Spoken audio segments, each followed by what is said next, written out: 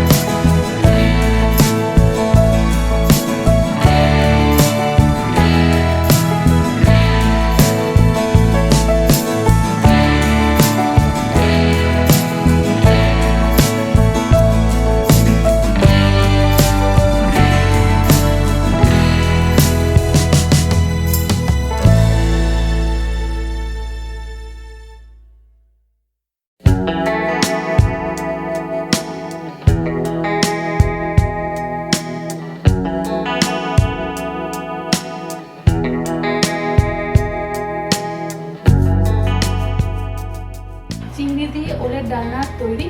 আমার এই চেষ্টাটা যদি আপনাদের ভালো লেগে থাকে তাহলে আমার চ্যানেলটিকে সাবস্ক্রাইব, লাইক এবং শেয়ার করুন। ধন্যবাদ।